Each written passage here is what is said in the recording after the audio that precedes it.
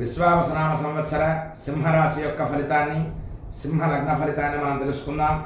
సింహరాశి అంటే మఘా నక్షత్రం 4 పాదములు, పుబ్బా నక్షత్రం 4 పాదములు, ఉత్తరా నక్షత్రంలో మొదటి పాదం సింహరాశిలో ఉంటుంది. మరి సింహరాశికి సంవత్సరం ఆదాయం 11, వ్యయం 11, రాజపూజ్యం 3, అవమానం 6. ఈ రాశి స్త్రీ పురుషాదులకు శుభాశుభ మిశ్రమ ఫలాలుగా ఉంటుంది. మీలో ఎన్ని రకాలుగా శక్తి సామర్థ్యములున్నా ముందుకు వెళ్ళలేకుండా జరుగుతుంది. అకారణంగా మాటలు పడుట, రావలసిన బాకీలు రాకుండుట, ఆదాయమునకు అంతరాయములు, లోపల అధైర్యం ఏర్పడుతుంది. రక్తబంధవర్గంలో కలతలు, అశాంతి, ఆరోగ్యరీత్యా మనస్సుకు హెచ్చరిక లేకుండా గుప్త శత్రు బాధలు ఏర్పడతాయి. స్వవిషయంలో కన్నా పైవారి పనులందు శ్రద్ధ పెరుగుతుంది. లేనిపోని అనుమానాలకు మనస్సులో కలుగుట, మీ సొమ్ముతిని ఉపకారం పొందిన వారు మీకు శత్రువులుగా పరిణమించుట జరుగుతుంది. ఆడవారి యొక్క ప్రేరణచే జరుగు పనులలో ఆందోళన పెరుగుతుంది. ధన వ్యయం మీద కొట్టివేయను. పుణ్యక్షేత్రాలు సంచారం వలన కొంత దోషం అనేటువంటిది పరిహారం అవుతుంది.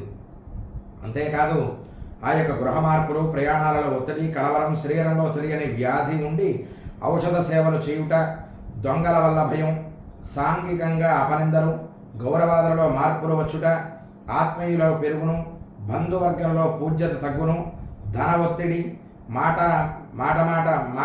పట్టింపులు ఎక్కువగా కలుగుతాయి. శారీరక సుఖాదులు తక్కువ. ప్రతి విషయంలో తొందరపడక నిదానించి పనులు జరుపుకున్న మంచిది.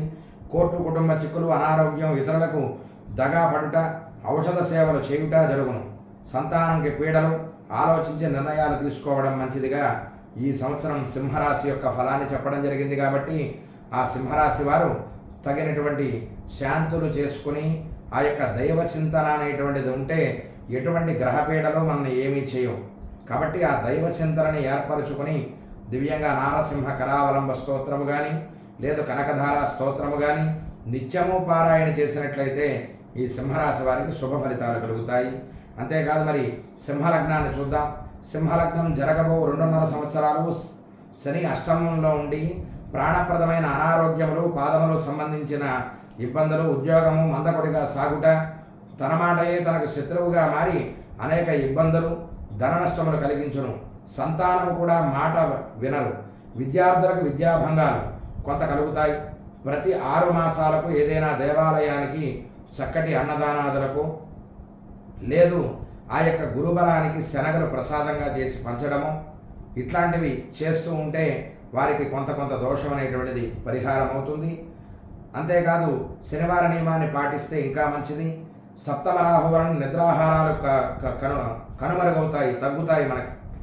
అంతేకాదు లైఫ్ పార్ట్నర్స్తో విభేదాలు బాగా పెరుగుతాయి.